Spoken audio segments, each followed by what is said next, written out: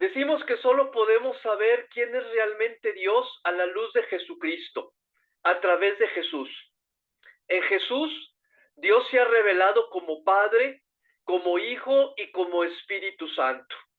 Es lo que decíamos hace un momento contestando a la pregunta y a la duda de Jonathan.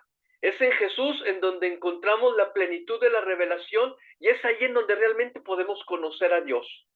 Es por ello que el cristianismo, obviamente esto no lo dice directamente Jesús, salvo el hecho de hablar del Padre, hablar del Hijo y hablar del Espíritu, es por eso que el cristianismo lo ha definido como un solo Dios verdadero y tres personas distintas, lo que conocemos y creemos como el dogma de la Trinidad.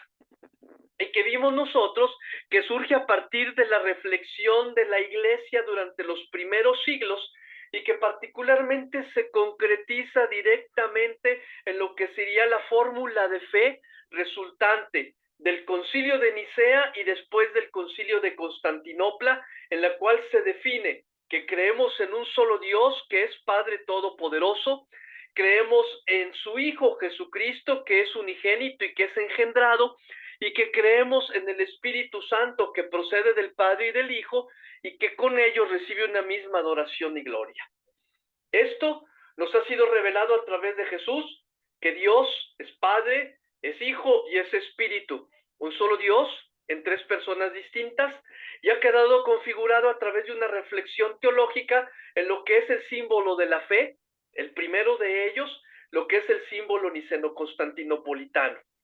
Oiga, una pregunta.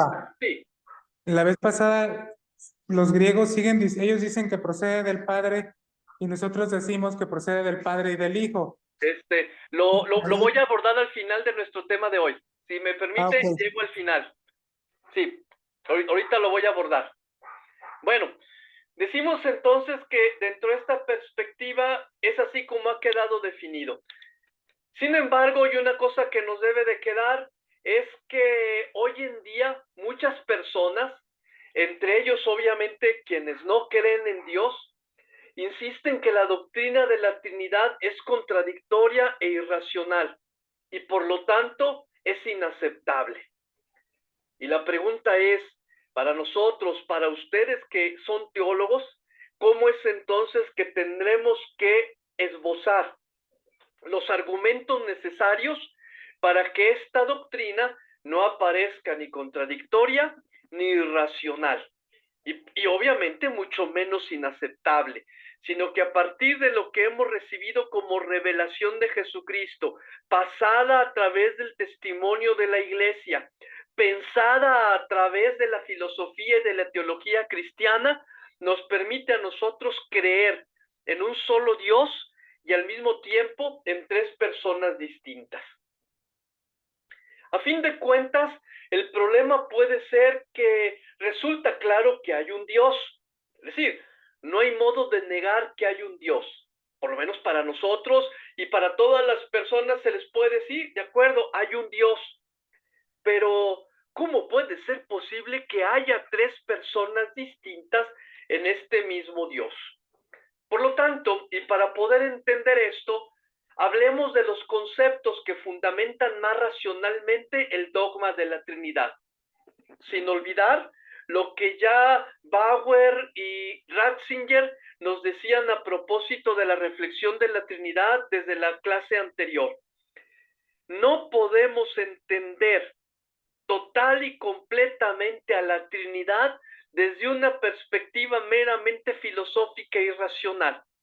Es necesario que entendamos a la Trinidad desde el amor, porque sobre todo y ante todo, Dios es una comunidad de amor.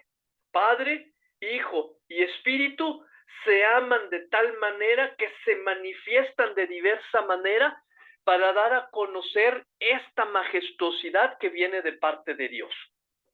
Pero también en unos momentos entendamos este concepto de la relación que existe entre el Padre, el Hijo y el Espíritu. Hablemos que nada por principio de cuenta de un concepto filosófico que es el concepto de propiedad. para poder hablar acerca de las propiedades de las personas y cómo es necesario, y vean ustedes cómo lo subrayo, cuando hablamos del Dios de los cristianos, es necesario hablar de personas, dado que las propiedades que emanan de Dios se manifiestan de diversa manera y es totalmente imposible que se hable de un solo Dios que actúa de diversa manera. Hay que hablar de un solo Dios que actúa a través de estas propiedades, a través de tres personas distintas. Para ello, entendamos el término filosófico que ya viene directamente de Aristóteles. Recordemos que de antemano Aristóteles es el fundamento primero de lo que es la filosofía cristiana, todavía sin llegar a Santo Tomás, quien va a retomar a Aristóteles. Más adelante veremos a San Agustín, que de hecho retoma a Platón, pero el principio fundamental en ese momento, dado que la filosofía griega más fortificada es obviamente la de Aristóteles, dentro de esa perspectiva, también las primeras reflexiones de los padres de la Iglesia durante los primeros años de la misma son total y netamente aristotélicas. Entonces, ¿qué es lo que entiende Aristóteles por propiedad? Dice el Areopagita, propiedad es aquello que no designa la esencia de una cosa, pero que solo a ella le conviene. Y en la enunciación se intercambia con ella. Propiedad es aquello que no designa la esencia de una cosa, pero que solo a ella le conviene. Y en la enunciación se intercambia con ella. ¿Qué significa? La propiedad es algo que no define en sí a la esencia de algo, pero que le conviene de tal manera esa esencia que no podemos hablar de algo distinto que sea esa esencia. Ahorita les doy un ejemplo, pero que luego al considerarla es como si consideráramos de tal manera que son inseparables. Un ejemplo bien sencillo. Imaginen ustedes una manzana. Con confianza, abran su micrófono tres de ustedes y díganme cómo se imaginaron esa manzana. ¿De qué color? Roja. Roja. Otro. Verde. Grande. Otro. ¿Hay alguna otra manzana de otro color? Amarilla. Verde. Amarilla. Hay manzanas rojas, hay manzanas verdes, hay manzanas amarillas. ¿Este color es la esencia de la manzana o es una propiedad? Una propiedad. Es un accidente. Es un accidente. Llamémoslo más exactamente accidente, pero le pertenece a la manzana. Ahora, hablemos de otra cosa de la manzana. Va a sonar redundante y medio extraña la pregunta. ¿A qué sabe una manzana roja?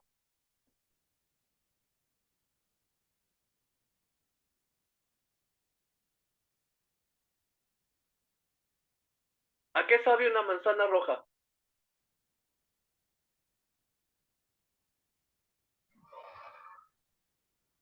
Pues a manzana, o sea, A manzana, así es. ¿A qué sabe una manzana amarilla?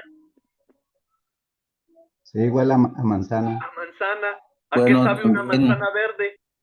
también puede ser un compuesto químico, porque igual lo entendemos químicamente, que es un sabor entre una composición química. Ahí es a donde iba a ir ahorita. ¿Qué tal que ahora les pongo una esencia y les digo, a ver, tomen esta esencia, un dulce que afuera dice dulce sabor manzana?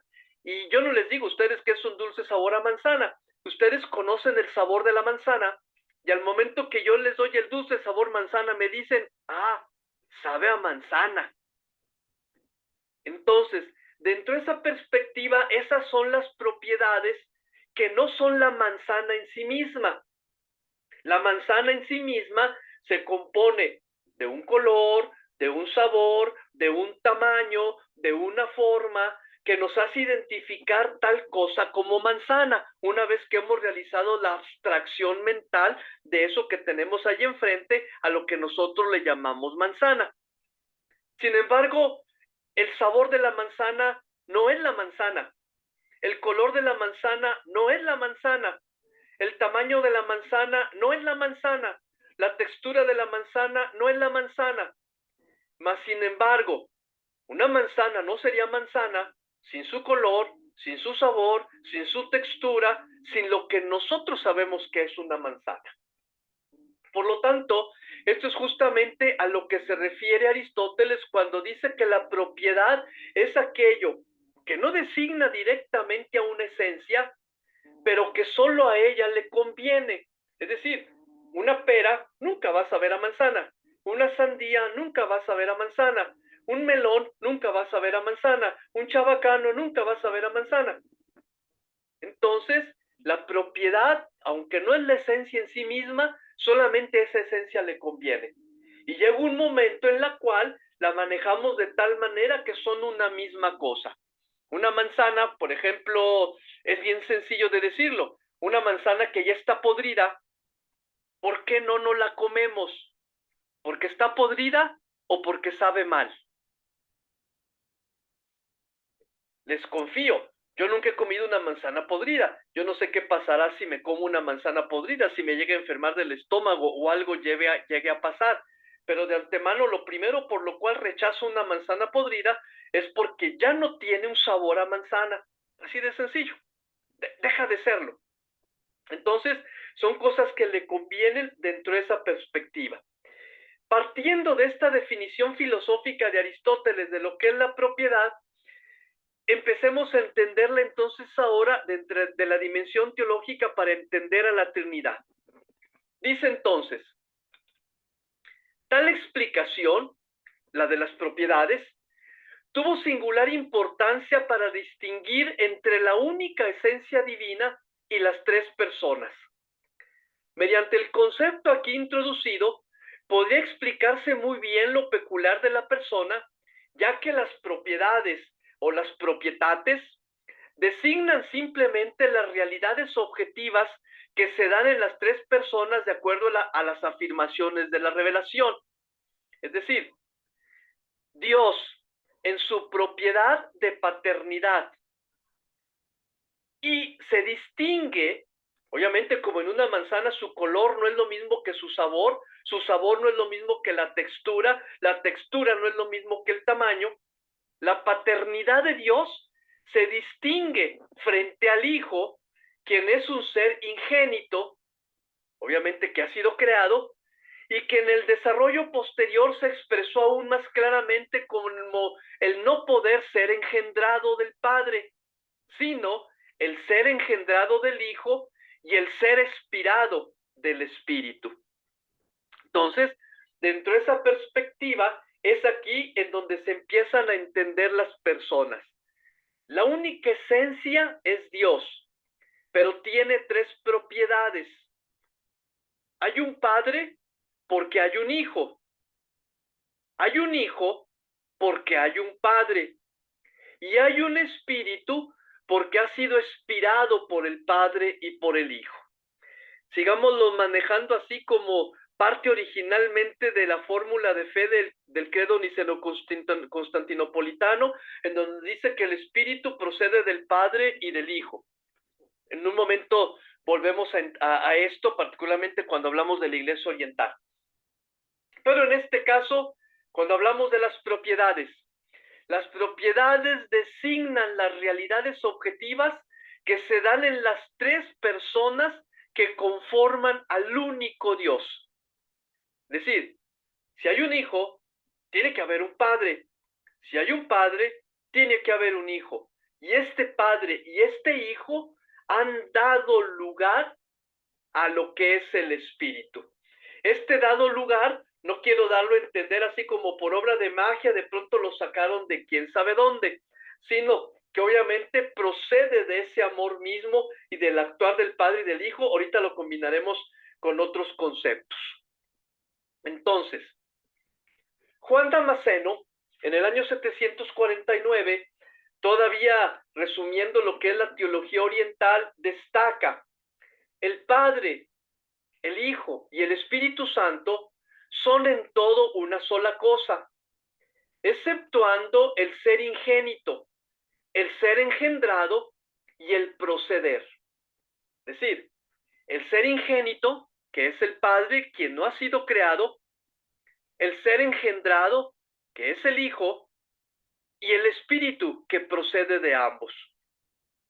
Pues reconocemos un solo Dios, pero establecemos la diferencia en las simples propiedades de la paternidad, de la filiación y de la procesión. Es decir, como decía hace un momento, confesar a un hijo hace necesario confesar a un padre y hace necesario confesar a un espíritu. Es necesario entenderlo de esa manera. Obviamente, aunque de manera esencial, sea una sola cosa, un solo Dios. Esto es la manera de decirlo de Juan Damasceno. Y entonces ya entendemos ahí lo que entenderíamos o tratar de captar por qué es necesario que en el cristianismo, a partir de las propiedades de la actuación de cada uno de ellos, tengamos que hablar de un Padre, de un Hijo y de un Espíritu. Esto se profundiza todavía mucho más cuando hablamos acerca de la relación, y es el segundo concepto que tenemos que entender para poder captar todavía más a profundidad, no el misterio, sí el dogma y sí la realidad de las tres personas que existen en Dios. Ya decíamos, creer en un solo Dios no es difícil. Creer que hay tres personas en ese Dios es lo que estamos tratando de discernir. Ya discernimos que a través de las propiedades es necesario hablar de un Padre, de un Hijo y de un Espíritu. Ahora, a través de las relaciones que se establecen entre ellos, tenemos también que hablar de tres personas, porque de otra manera sería ilógico pensar en un Dios mono dentro de la perspectiva de que el mismo Señor Jesucristo revela que existen relaciones particulares entre ellos. En general, tratando primero que nada de discernir lo que es el concepto de relación, puede decirse que la relación representa una compleja construcción de al menos tres elementos. Toda relación debe de tener tres elementos, a saber, dos relatos y la relación entre ambos, cual conexión de ambos relatos. Con lo que el carácter dinámico de la relación, la más de las veces va ligada a una cierta tendencia hacia una o hacia otra parte, según la forma de considerarlo. Es obviamente un concepto filosófico. Lo repito de nuevo y luego les doy un ejemplo bien sencillo que nos ayude a entender la relación. La relación se compone de dos relatos y una relación entre ambos relatos. De tal manera que existe un carácter dinámico que permita que aún cuando esa conexión de alguna manera va hacia uno u otro lado de los elementos que se van a relacionar, a fin de cuentas continúan estando relacionados. Entonces, es bien sencillo. Imaginen ustedes que van caminando. Imagínenlo conmigo. Van por un camino y de repente se dan cuenta que allí termina el camino porque hay un precipicio. Pero 15 metros adelante de ustedes hay otra montaña y ustedes necesitan ir hacia esa montaña. ¿Qué tenemos que hacer para ir del punto donde se encuentran al punto al que quieren llegar, a la montaña que se encuentra 15 metros adelante? ¿Qué hay que hacer? ¿O qué harían ustedes? Primero hay que descender el precipicio hasta el fondo y luego hay que volver a subir. ¿Ok? Sería una posibilidad. Otra.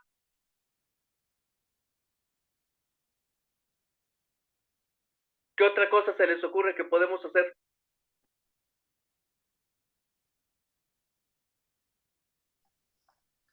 hacer como una unión entre, no sé, con cuerdas o troncos entre los dos espacios para cruzar. ¿Cómo se le llama esa unión? ¿Es un qué? Un puente o Un puente. Un puente, exactamente. Ese es el ejemplo más claro y más sencillo de una relación. Tenemos el extremo A y el extremo B, que en apariencia son dos cosas totalmente distintas, pero que en el momento en que establecemos un puente entre el punto A y el punto B, se convierten en un mismo camino. ¿Sí o no? Eso es una relación.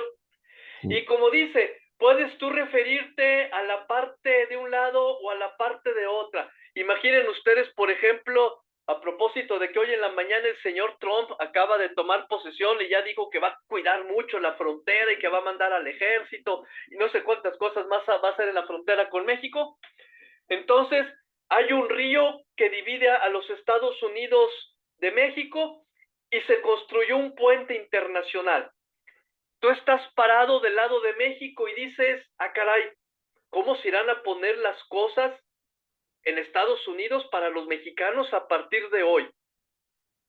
En cambio, párate del lado de los Estados Unidos y di, pobres mexicanos, ¿cómo se les van a poner las cosas en delante cuando vengan para acá?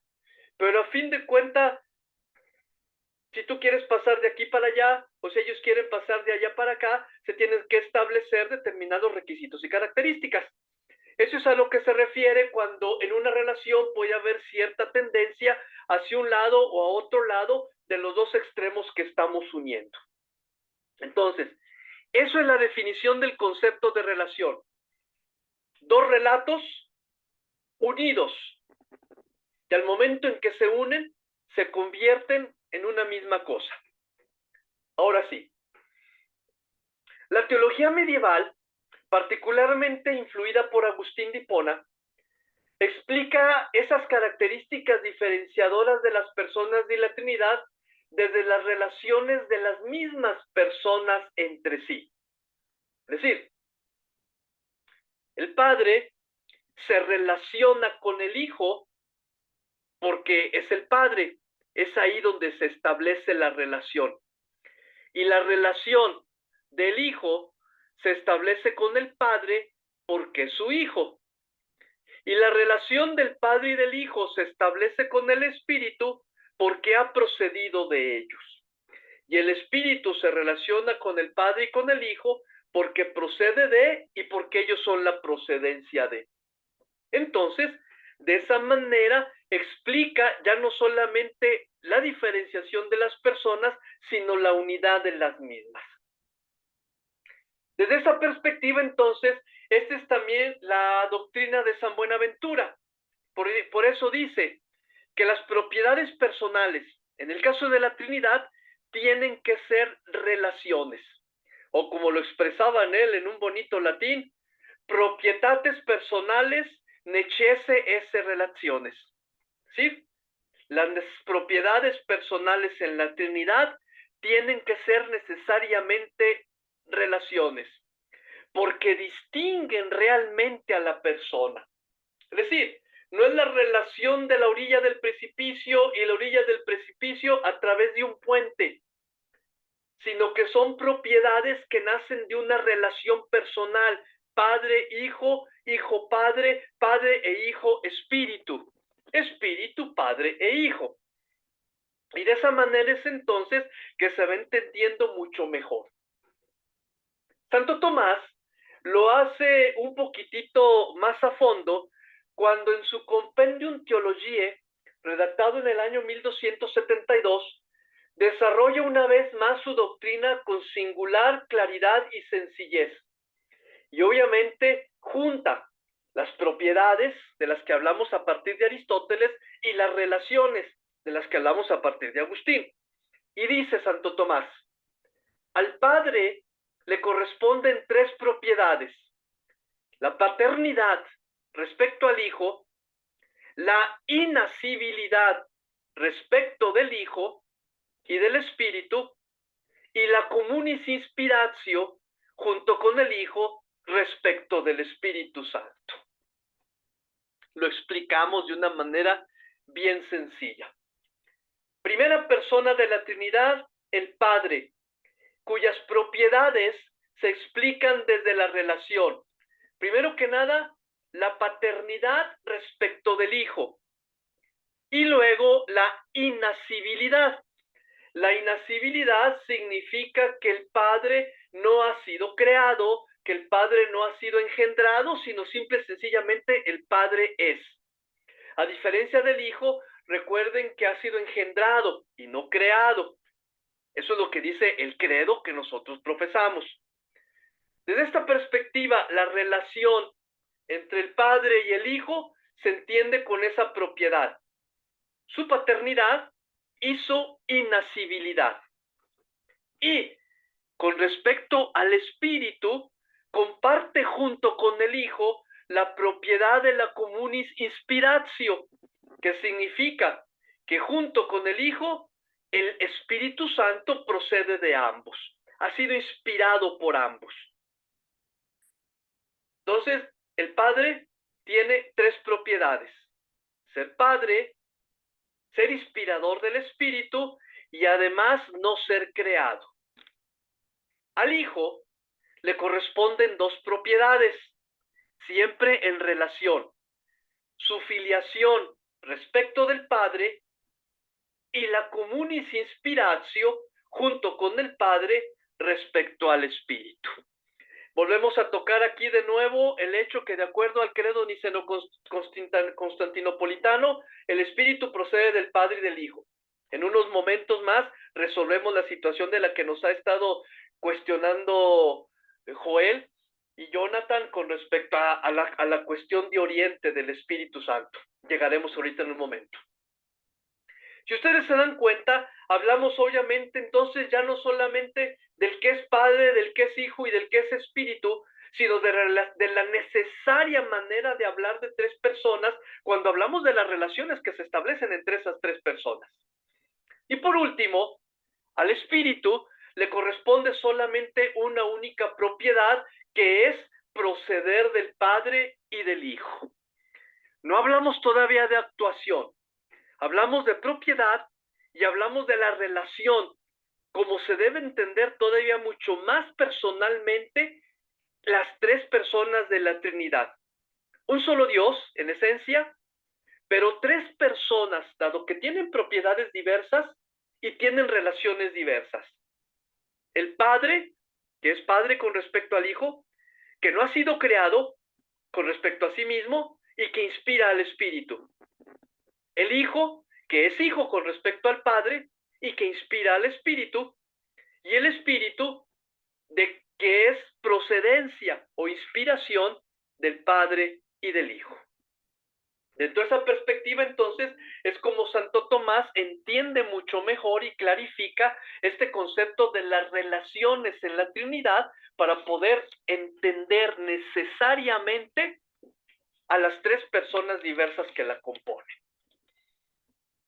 Esta doctrina, por lo tanto, asegura que, en cuanto a la realidad, el único ser de Dios es realmente idéntico con cada una de las personas y por consiguiente con las tres.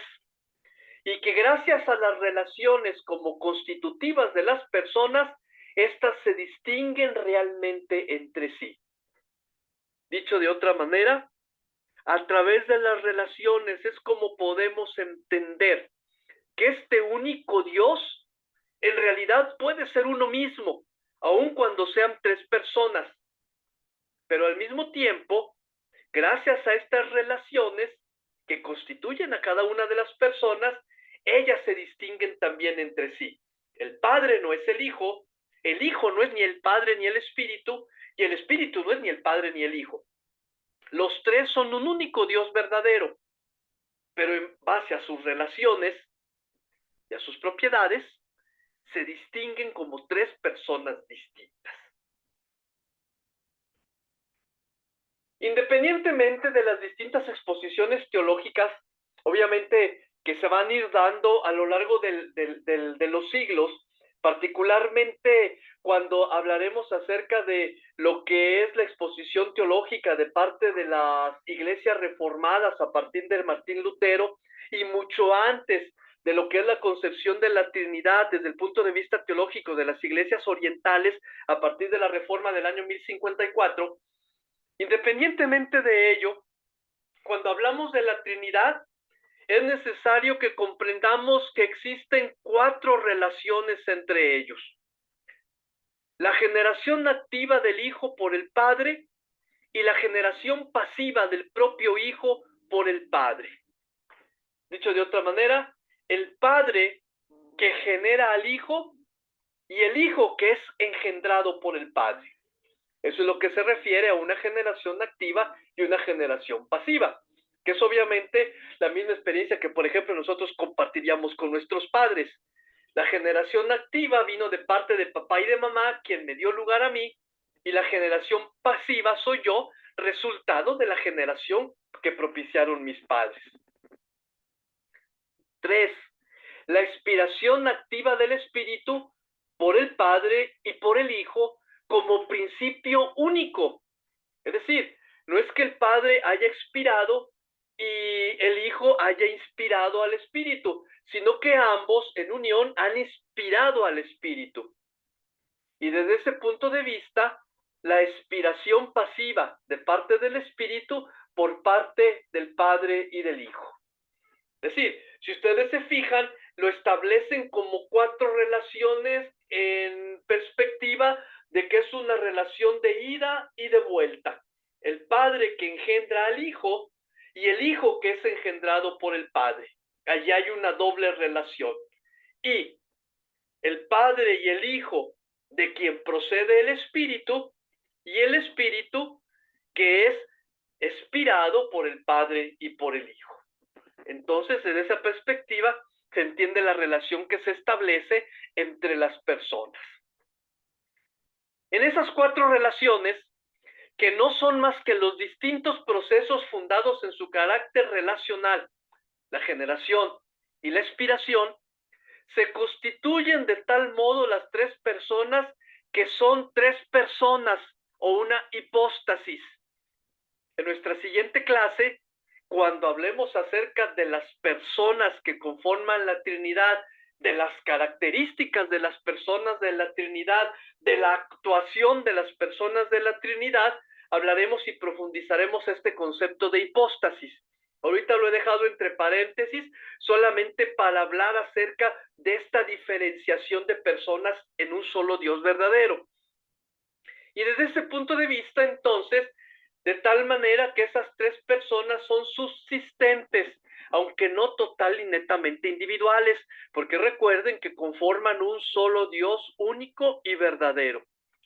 Subsisten dentro de la misma esencia de Dios, aunque por sus relaciones y por su actuación y por sus propiedades que les competen a cada uno, se personalizan y de esa manera resulta un Padre, resulta un Hijo y resulta un Espíritu.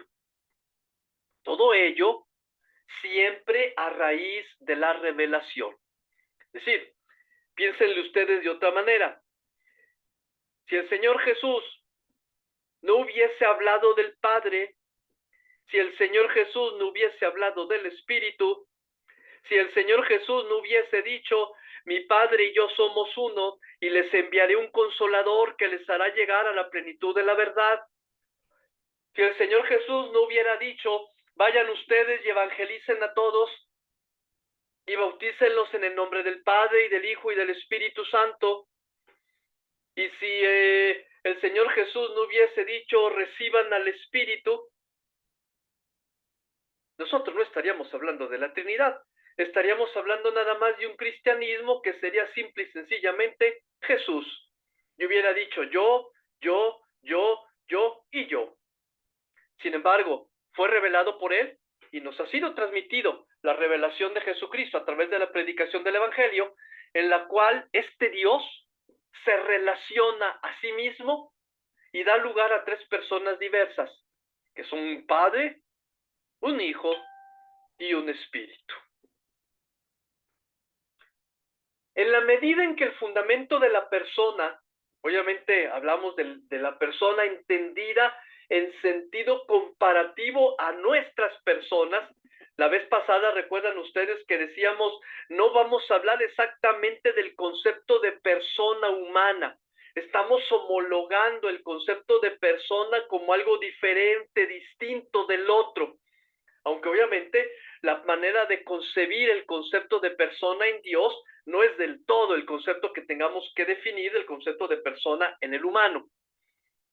En la medida en que el fundamento de la persona y su ser específico en Dios se consideran en la relación real, queda también establecida y destacada la identidad de cada persona con la única esencia real de Dios. Dicho de otra manera, como lo confiesa el Concilio Toledano, el Padre es Dios, el Hijo es Dios, el Espíritu Santo es Dios. Y con todo, las tres personas no son tres dioses, sino que todas y cada una de las tres personas son el único Dios. Y de esa manera queda esbozado todavía con mayor fuerza lo que sería entonces la afirmación del Concilio Niceno-Constantinopolitano, cuando después de la reflexión de los padres de la Iglesia, a partir de la revelación vertida en las Escrituras de las mismísimas Verba Jesu, nos ha llegado a nosotros el hecho de que creemos en un solo Dios, que es Padre Todopoderoso, Creador del cielo y de la tierra, de todo lo visible y lo invisible, que creemos en un solo Señor Jesucristo, Hijo único de Dios, nacido del Padre antes de todos los siglos, Dios de Dios, luz de luz, Dios verdadero de Dios verdadero, engendrado y no creado, que es consustancial al Padre y por quien todo fue hecho. Y que creemos en un Espíritu Santo que es Señor y dador de vida y que procede del Padre y del Hijo, y que con el Padre y el Hijo recibe una misma adoración y gloria. Es el credo que ha acompañado a todas las iglesias cristianas a la fecha. Hay pequeñas aristas, pero de esas pequeñas aristas hablemos en un momento. Las citas que les doy aquí, obviamente del Concilio Toledano 11, aquí donde dice Confer DS, el DS es un libro muy famoso. Si alguno de ustedes en alguna oportunidad tienen o quisieran conocer este libro DS, es un libro que se llama el Detzinger. Este libro que se llama Detzinger es la compilación de todos los documentos oficiales de la Iglesia, de los cuales se tiene conocimiento hasta la fecha, desde los primeros manuscritos de los padres de la Iglesia hasta los últimos, que ya después fueron compilados de otra manera, pero este libro Detzinger contiene todos estos escritos. No tiene nada que ver con los archivos privados del Vaticano ni nada. Es un libro que cualquier biblioteca teológica, cuando se habla de universidades teológicas de cualquier confesión cristiana, debería existir un libro de Detzinger. Tiene un pequeño problema. El pequeño problema que tiene es que los escritos vienen en sus idiomas originales. Eso significa que hay escritos en arameo, hay escritos en griego, hay escritos en latín, hay escritos en alemán. Vienen los escritos en su lengua original. Entonces, obviamente, pero no estaría mal que ustedes algún día vayan a algún seminario o algo, oiga, ¿me puede prestar al menos para conocer de cerquita un Detzinger?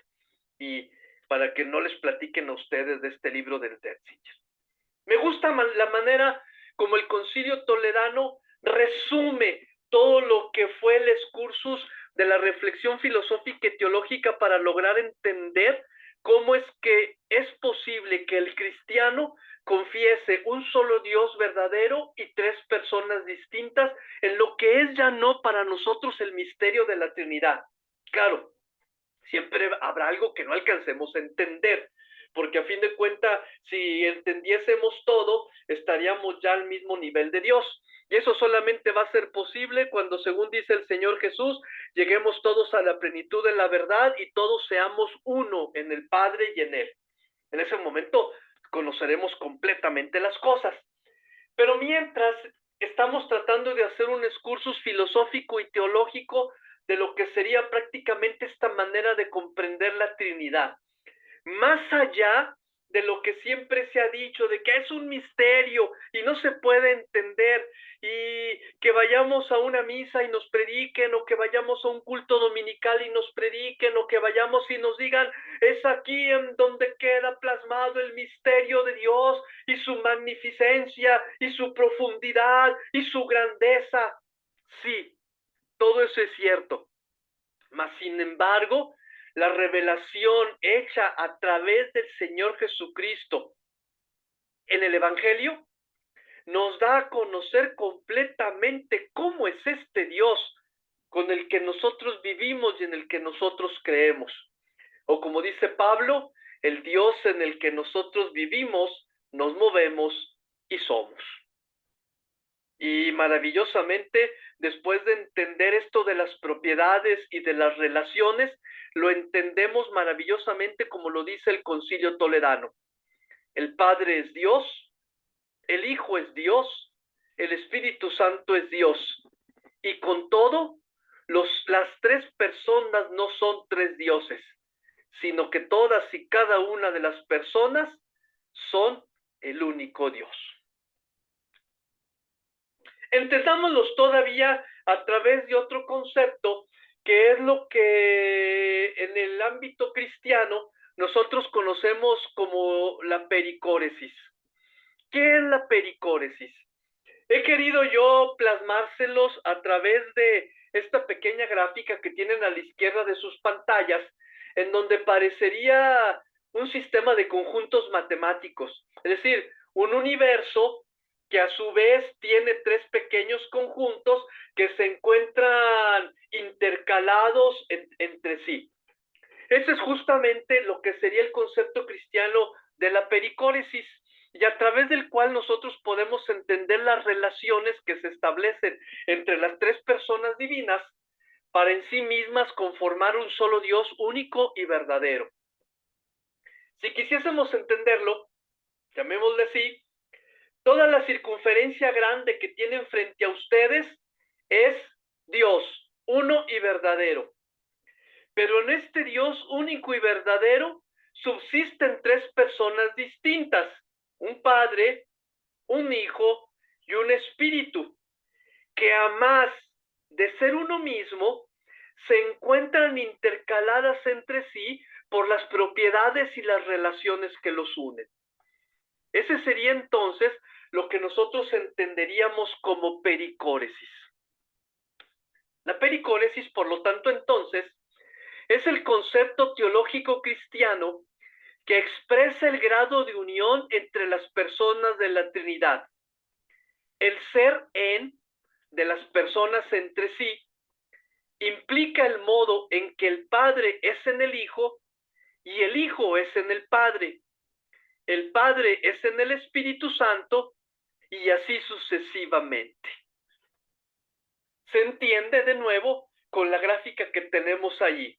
El ser de Dios, que implica tres personas distintas, se entiende el modo en que el Padre, uno de los círculos, es en el Hijo y es en el Espíritu, en que el Hijo es en el Padre y en el Espíritu, y en que el Espíritu es en el Hijo y en el Padre. Esta doctrina, por lo tanto, la doctrina de la pericóresis, presupone la afirmación de que en Dios hay un solo ser, una sustancia, una misma esencia y por lo tanto una misma naturaleza divina. Claro, y tres personas distintas, conforme lo hemos entendido. Pero es la mejor manera, obviamente, de entender este sentido de pericóresis, que es justamente lo que yo les ponía en la introducción de nuestras diapositivas de hoy. Permítanme regresarme hasta la portada, allí la tienen. ¿Entienden ahora la portada que les puse en nuestra clase de hoy? A colores y en donde se entendería mucho mejor la pericóresis. El gráfico que ustedes tienen justamente a su izquierda. El círculo rojo, que es Dios, única esencia, una única sustancia, un único Dios verdadero, pero en donde subsisten un Padre en el Hijo y en el Espíritu, un Hijo en el Padre y en el Espíritu, y un Espíritu en el Hijo y en el Padre. Esto se llama pericóresis. Y es la manera como cristianamente hemos tratado de entender y de explicar mucho mejor lo que sería la relación que se establece entre las personas que forman al único Dios verdadero en el cual los cristianos creemos, porque así nos ha sido revelado por el Señor Jesús. Entonces, pericóresis quiere decir que el Hijo está en el Padre y en el Espíritu, que el Espíritu está en el Padre y en el Hijo, y el Padre está en el Hijo y en el Espíritu. Sin que se dé ninguna mezcla, no hay ninguna amalgama y no hay ninguna confusión. El Padre es el Padre, pero solamente con el Hijo y con el Espíritu.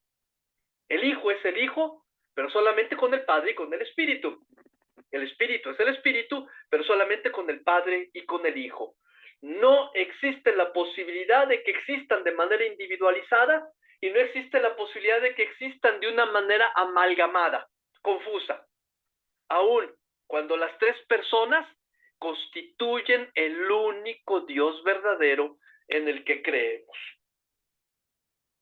El Evangelio de Juan pone por boca de Jesús esta afirmación: yo y el Padre somos una misma cosa. ¿Qué es lo que está dicho en Juan 10, capítulo 10, versículo 30? Y la insistencia hecha por Jesús hasta 3 veces cuando dice: el Padre está en mí y yo estoy en el Padre. Eso se llama pericóresis. Y es justamente como se entiende mucho mejor esta doctrina cristiana de la Trinidad. Deja de ser un misterio. ¿Cómo es posible? Es que es posible, dado que creemos en un solo Dios, pero por sus propiedades y por sus relaciones se manifiesta de manera diversa. Y al manifestarse de manera diversa, es necesario reconocer en ella 3 personas. Pero esas 3 personas están unidas de tal manera que se constituyen en un mismo Dios, pero diferenciados como Padre, como Hijo y como Espíritu. Esto mismo lo dice San Agustín cuando afirma: en la Santísima Trinidad, una persona es tanto como las 3 juntas, y 2 no son más que una. Todas son infinitas en su ser. Así, una está en la otra y todas en cada una. Todas están en una y todas son una. Una manera medio rebuscada de decir: creemos en un solo Dios verdadero y 3 personas distintas. Una está en todas y todas están en una, y desde ese punto de vista todas juntas son uno mismo. Santo Tomás de Aquino, cuando habla de la pericóresis, no habla necesariamente de una circunferencia, pero sí trata ampliamente la cuestión de si el Padre está en el Hijo, y a la inversa, dando la respuesta siguiente. Esta es la manera de decirlo de parte de Santo Tomás. En el Padre y en el Hijo, como ya lo vimos también hace un momento, hay que considerar 3 cosas: la esencia, la relación y el origen. Es decir, la esencia, la relatio y el origo. Y conforme a cada una de las 3, el Hijo está en el Padre y a la inversa. Esencialmente, el Padre es Dios, el Hijo es Dios. En cuanto a la relación, el Padre es Padre porque tiene un Hijo, y el Hijo es Hijo porque viene de un Padre. Y el origen, obviamente, sabemos que el origen del Padre es el mismo, y el origen del Hijo es el Padre. Y entonces, dentro de esa perspectiva, llegamos a lo que sería prácticamente la consideración mucho más a fondo en base a estos conceptos de propiedad, de relación y obviamente de lo que es este concepto que vimos de la pericóresis, para entender mucho mejor entonces lo que es el Padre, el Hijo y el Espíritu Santo, que conforman a un mismo Dios verdadero. Antes de pasar a lo que sería el problema del filioque, que es particularmente en el que se ha estado insistiendo con respecto a la concepción de esta relación de parte de la Iglesia Oriental, de lo que hemos platicado hasta aquí, dudas, preguntas, reflexiones. Abrimos el micrófono un momento. Adelante. Nada más es esto. Son Sí. tres personas distintas que actúan o se manifiestan de distinta manera. Así es, Pero no es que sea un Dios que se manifiesta de distinta manera, sino ¿no? que son personas que se manifiestan de distinta manera. Exactamente. Sí, Perdón, si quisiésemos nosotros dentro de una homologación así muy sencilla, yo tengo la manzana aquí y como uno de ustedes decía, bueno, pero puedo sacarle el sabor de la manzana y hacer un polvito sabor manzana, que no tiene nada de manzana más que su sabor. Bueno, de esta, una cosa es verla como manzana, otra cosa es probarla y saber que sabe a manzana, y otra cosa es a fin de cuentas decir, me comí una manzana. Entonces, es decir, Dios es uno mismo, no es que la manzana se manifieste como tal, sino que la manzana se manifiesta en su color, en su sabor, en su textura y en su tamaño. Y a partir de su sabor, de su textura y de su tamaño, nosotros sabemos que es una manzana. Dios no es que se manifieste total y completamente así, de manera ilusoria, de manera, quién sabe cómo, sobrenatural, como Dios. Es decir, no imaginemos a Dios como un espíritu raro, como una aparición rara, como algo que quién sabe viene de dónde. No, Dios es Dios y se manifiesta como Padre, se manifiesta como Hijo y se manifiesta como Espíritu. ¿Cómo se manifiesta? Aun cuando lo explicaremos más adelante, Dios se manifiesta como Padre al ser Padre y enviarnos al Hijo. El Hijo se manifiesta como Hijo al haber entregado la vida y resucitado por nosotros.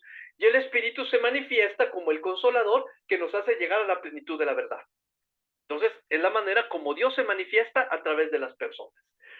No podemos imaginar una forma etérea de cómo Dios se manifiesta. No, tiene que manifestarse a través de la particularidad de cada una de las personas. ¿Sí? Sí. Ok. ¿Alguna otra pregunta? ¿Alguna otra duda? Con confianza.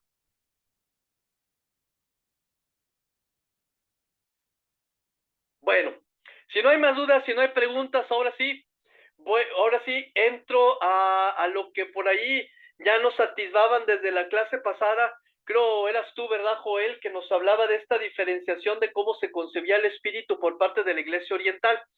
Sí. Y que ahorita hace un momento también nos lo volvió a recordar. Bueno, justamente a lo largo de la historia de la Iglesia, esta definición del concilio de Nicea y de Constantinopla, particularmente en lo que se refiere al Espíritu Santo, no ha pasado del todo con toda la tranquilidad del mundo. Y es por eso que se surgió un problema a partir de lo que en latín se conoce como el filioque. Ahorita lo vamos a entender. Y es la manera como hasta la fecha la Iglesia Oriental, es decir, la que viene a partir del cisma del 1054, lo que la Iglesia Oriental cree con respecto a la procedencia del Espíritu, con respecto al Padre y el Hijo. No es que la Iglesia Oriental no crea en el Padre, no es que no crea en el Hijo, no es que no crea en el Espíritu, no es que en la Iglesia Oriental no se cree en la Trinidad, que es un solo Dios y tres personas distintas. Se trata más bien de una interpretación teológica que hasta la fecha continúa vigente y que es la diferenciación entre las iglesias cristianas de Occidente, la Iglesia Católica, la Iglesia Luterana, todas las iglesias de la Reforma, y la Iglesia Cristiana de Oriente, con todos sus patriarcados y con todas las consideraciones de la Iglesia de Oriente.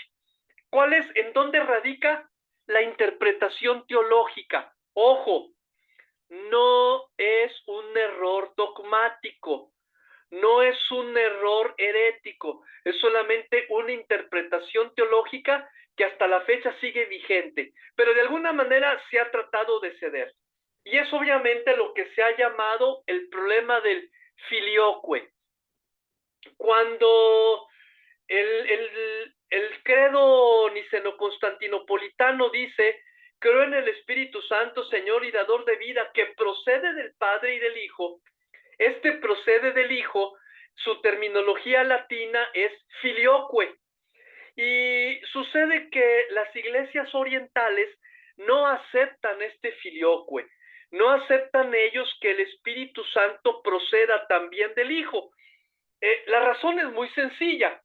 Para los orientales, el Padre obviamente engendra al Hijo y el Padre tiene que dar lugar también al Espíritu. Es decir, al Padre se le considera como el principio generador de todo. Y si al Padre se le considera como el principio generador de todo, para la concepción teológica de Oriente, si el Padre es el principio generador, pues no es necesario un segundo principio generador como lo es el Hijo. Entonces, es aquí en donde surge el problema. Desarrollémoslo un poquito.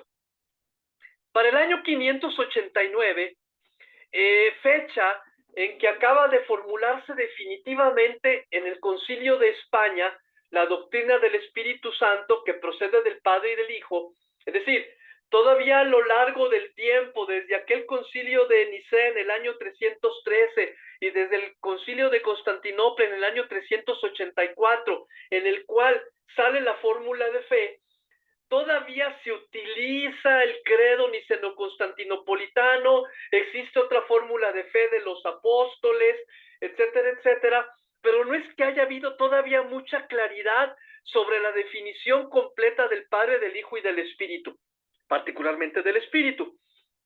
Pero es ya en el Concilio de Hispania, en el año 589, cuando se define total y completamente esta procedencia del Espíritu Santo con respecto del Padre y del Hijo. Hago una anotación histórica. Hasta este año 589 existe una única iglesia cristiana. Todavía no hay otra. La misma que nace a partir de la predicación de los apóstoles es la misma iglesia cristiana que va hasta este año 589. Todavía no existe la división con Oriente, mucho menos todavía no existe la división con las iglesias reformadas. Todavía falta mucho tiempo para eso. En este momento es la única iglesia cristiana que existe, pero ya existen diversas concepciones teológicas de cómo se debe entender esto de la Trinidad. Entonces, el Concilio de Hispania obviamente ya dice de nuevo que el Espíritu Santo procede del Padre y del Hijo, que es una doctrina que en Occidente había sido defendida desde los comienzos de la disputa trinitaria y que también en Oriente había encontrado expresión ocasional a través de los padres de la iglesia como Atanasio, Dídimo, Cirilo de Alejandría y particularmente en Juan Crisóstomo. Ya ellos habían hablado también de la Trinidad y habían dicho que este Espíritu Santo procedía del Padre y del Hijo.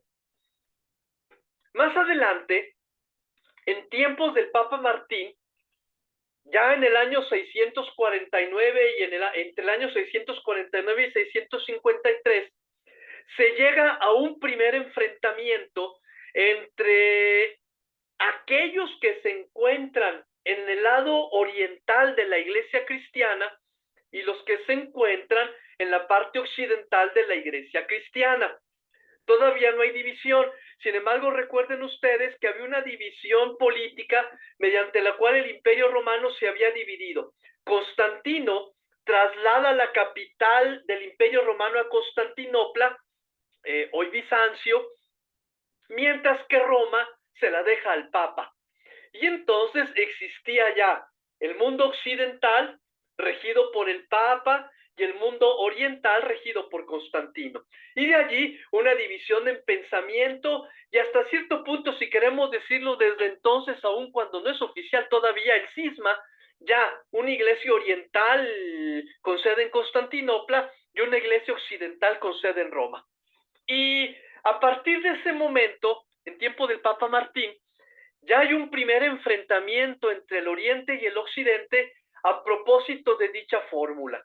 Es decir, el Occidente confiesa y sostiene que el Espíritu Santo procede del Padre y del Hijo. En cambio, en Oriente se dice que el Padre engendra al Hijo y el Padre hace que proceda de él el Espíritu. Máximo Confesor, obviamente que es otro de los grandes pensadores del tiempo, tercia sobre estas partes y propone la fórmula occidental en el sentido de la doctrina de la Iglesia Oriental, y él le pone por el Hijo.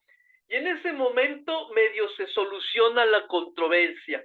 Y entonces, en vez de decir que el Espíritu Santo procede del Padre y del Hijo, se corrige la fórmula y se dice que el Espíritu Santo procede del Padre a través del Hijo. Los de Oriente se quedan contentos, los de Occidente se quedan contentos, porque a fin de cuentas el Padre y el Hijo siguen siendo la razón de la procreación, de la procesión del Espíritu, pero los de Oriente se quedan contentos porque entonces ya no es el Hijo quien interviene de manera directa.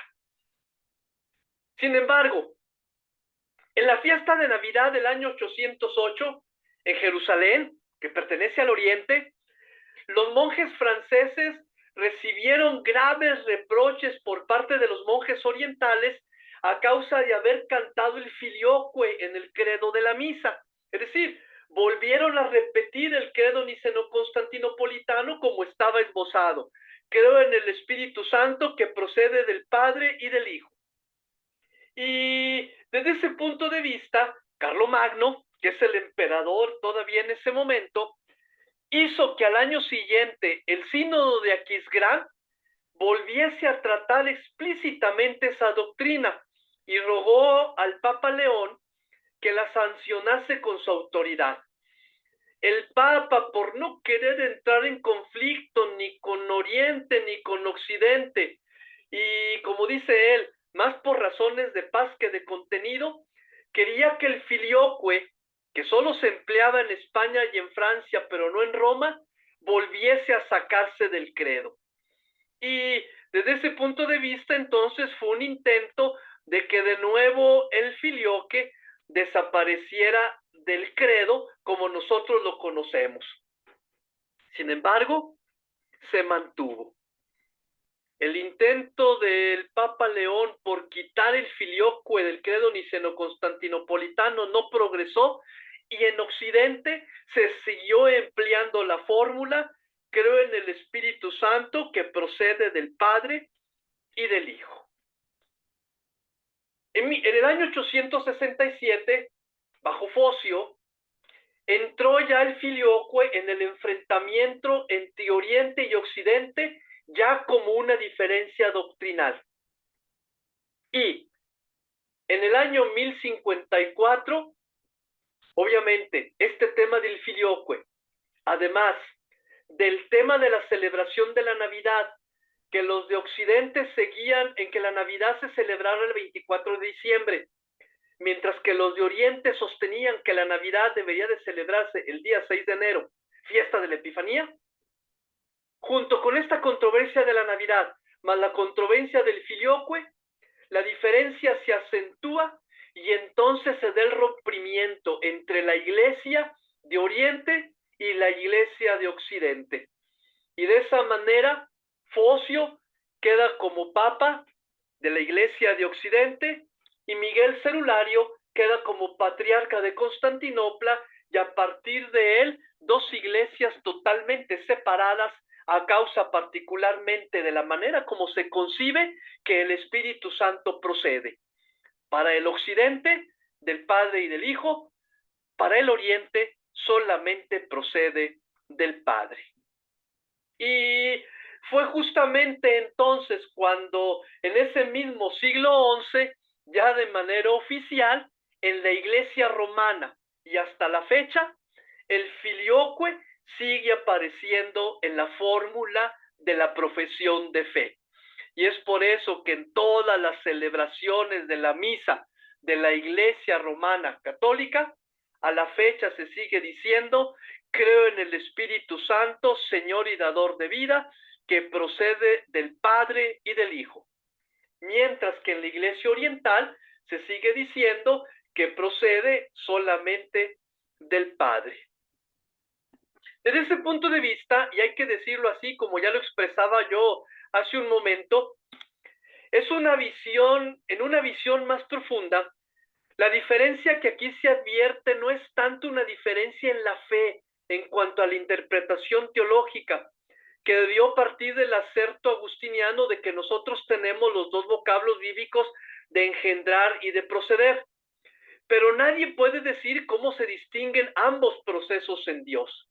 Es decir, si el Hijo es engendrado por el Padre, pues entonces el Espíritu procede del Padre. Es la manera como el Padre manifiesta al Hijo y al Espíritu.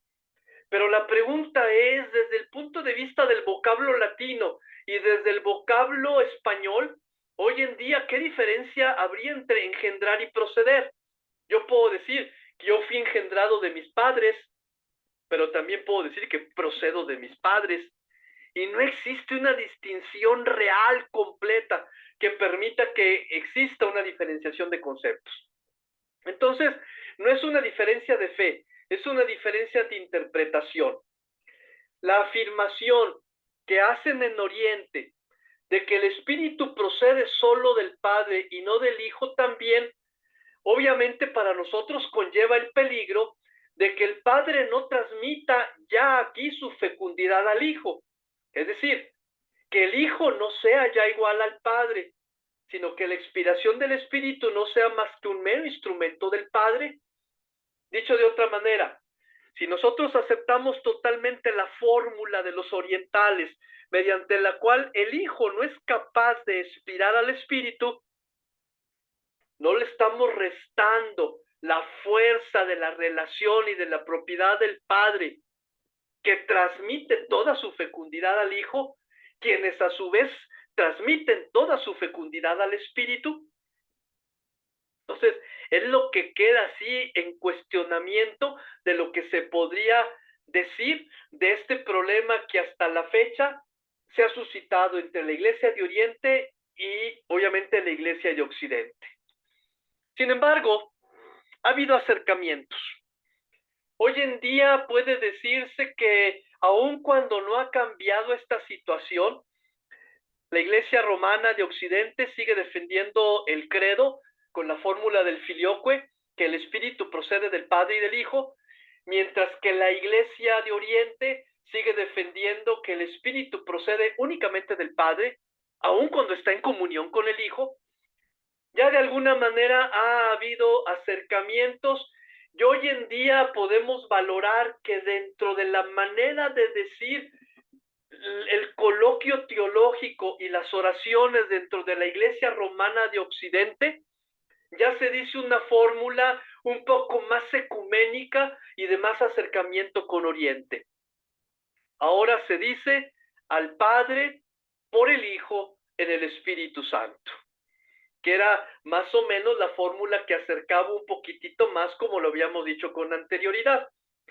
Y entonces, desde ese punto de vista, más aún, el que se diga que el Espíritu procede del Padre a través del Hijo.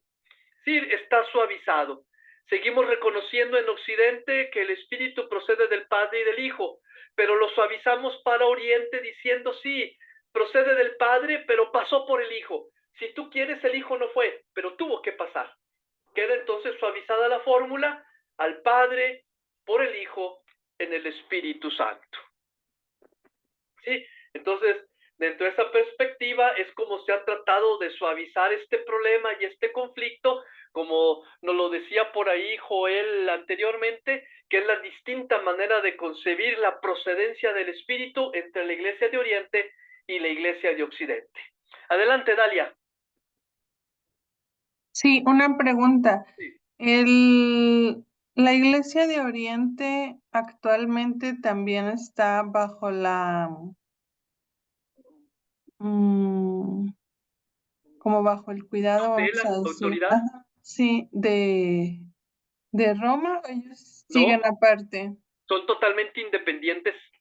La Iglesia de Occidente tiene su sede en Roma y la cabeza visible es el Papa, Ajá. mientras que la Iglesia de Oriente en realidad no tiene una cabeza visible como tal, sino que existen varios patriarcados, y esos varios patriarcados son los que se encuentran a la cabeza de toda la Iglesia de Oriente.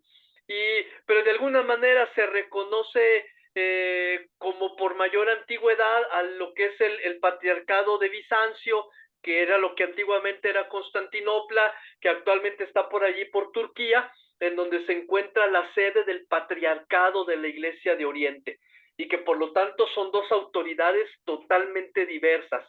Dentro de esa perspectiva, creemos en lo mismo, hacemos las cosas de la misma manera, pero nos separa la autoridad y este pequeño detallito del filioque. Y yo les digo, todavía de broma a mi familia, digo, un día me gustaría estar en México para el 24 de diciembre y luego vámonos a Grecia o a Rusia para el 6 de enero para celebrar dos Navidades, porque todavía hasta la fecha la Navidad en Occidente se celebra el 24 de diciembre y la Navidad en Oriente, litúrgicamente hablando. Sabemos que en todo el mundo la Navidad se celebra el 24 de diciembre, ya como uso comercial, pero litúrgicamente hablando, la Navidad los orientales la celebran el 6 de enero. Entonces, siguen esas situaciones y particularmente la autoridad es distinta. Somos dos iglesias, lamentablemente, separadas. Gracias. De nada. Una pregunta. Adelante. Por ejemplo, ellos también tienen sucesión apostólica o, bueno, Roma les reconoce sucesión apostólica y hay cierta comunión con ellos, ¿no? O sea, podríamos decir que es todavía la misma iglesia en cierta manera. O sea, Sí, a diferencia de otras iglesias que tienen un rompimiento total con de Roma, hecho, ¿no? de hecho, es la única iglesia a la que Roma le reconoce sucesión apostólica. Y es la única iglesia no es la única iglesia, porque en realidad la comunión ecuménica se mantiene con ellos, con los luteranos, con los calvinistas, con los presbiterianos y con todos los que siguen manteniendo todavía el núcleo y el tronco central de la doctrina cristiana, de la doctrina de fe de la iglesia, llamémosle así entre paréntesis, original. Pero en el caso de los orientales, son a los únicos a los que le siguen reconociendo sucesión apostólica, de tal manera que incluso hoy ha avanzado de tal manera que se dan casos en los cuales orientales, obviamente hablando de esta sucesión apostólica, obispos y sacerdotes, diáconos, que pasan de la iglesia oriental a la occidental, ya no necesitan ser ordenados, y de esa manera entonces se sigue reconociendo la sucesión, y con ellos obviamente hay un 99% de comunión. Es casi nada lo que ya nos separa de ellos. Y ellos a nosotros, por así decirlo. ¿Sí? Sí, ¿Alguna otra gracias. pregunta? Entonces, se puede comulgar, por ejemplo, si por alguna razón estás en un lugar donde nada más hay rito oriental, puedes ir a la celebración, puedes comulgar, puedes, o sea, hacer vida eclesial con ellos. Sí, sí, pero también, Joel, me permito hacerte la aclaración de que no hay que utilizar necesariamente la palabra rito oriental, porque dentro de la Iglesia Católica Occidental hay también ritos orientales. Es decir, son ritos que se quedaron en Oriente, que practican sus propios ritos, que son distintos al rito latino, que es el que nosotros generalmente celebramos todos los domingos en nuestra Iglesia Católica. Son ritos orientales, como el rito melquita, como otros más, que aun cuando son ritos orientales, son reconocidos total y completamente por la Iglesia Occidental.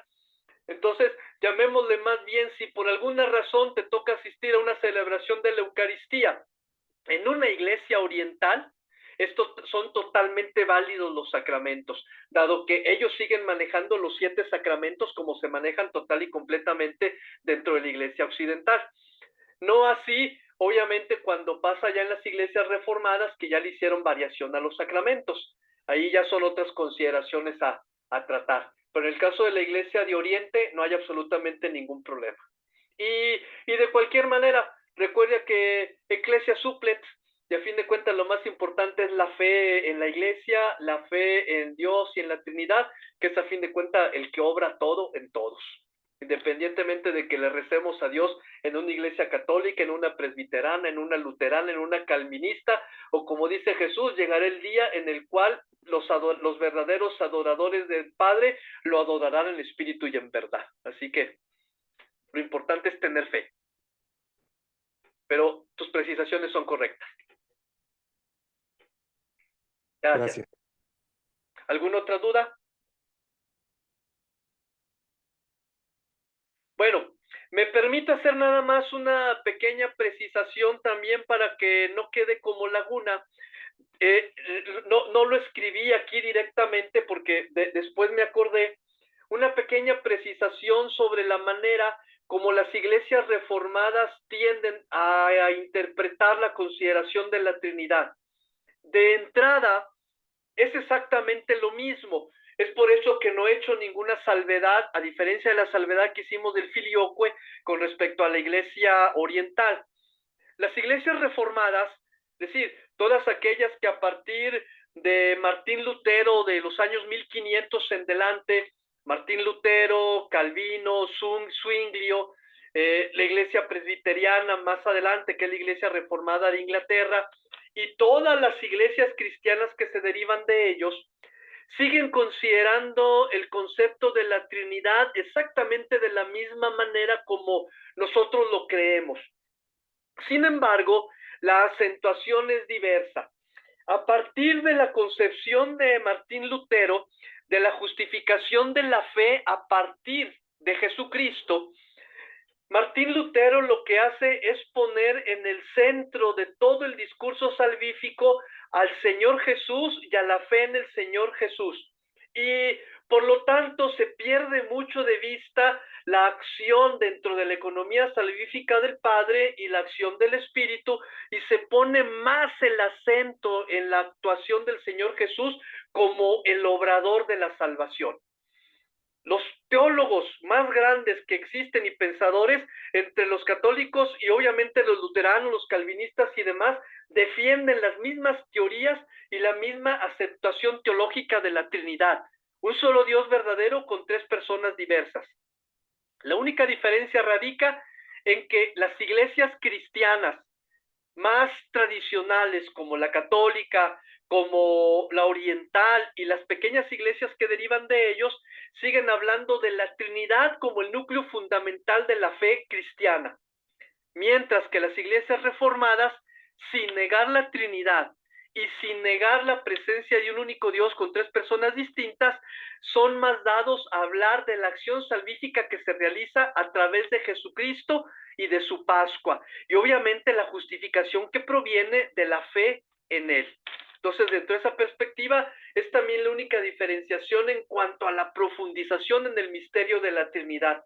Por eso puede ser posible, a lo mejor, para aquellos de ustedes que pertenecen a iglesias cristianas provenientes de iglesias reformadas, la acentuación de la Trinidad no sea tan fuerte como la acentuación en la Trinidad que tiene la iglesia católica o la iglesia occidental. Pero de ahí en fuera, seguimos creyendo en un solo Dios, Padre Todopoderoso, Creador del cielo y de la tierra, en un solo Hijo llamado Jesucristo, engendrado y no creado, y que es consubstancial al Padre, y en un Espíritu Santo que es Señor y dador de vida, y que procede del Padre y del Hijo.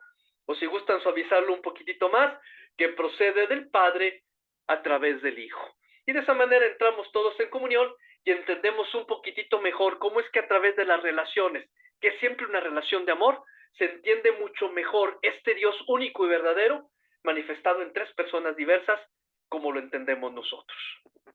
Y bueno, si no hay alguna otra pregunta o si no hay más, vámonos a descansar. Y esta ocasión no les voy a encargar tarea.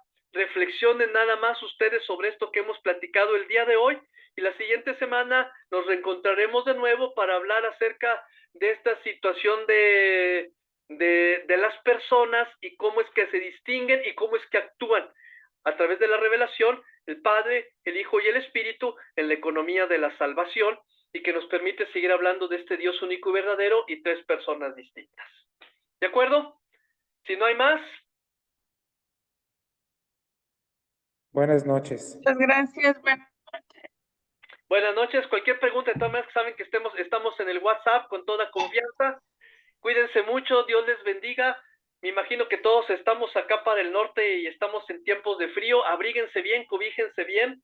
Si mañana van a estar, como muchos de nosotros, en clima muy frío, pues con más razón, si salen mañana, abríguense. Dios les bendiga, que tengan muy buenas noches y estamos en contacto. Hasta la próxima semana. Buenas noches. Hasta luego.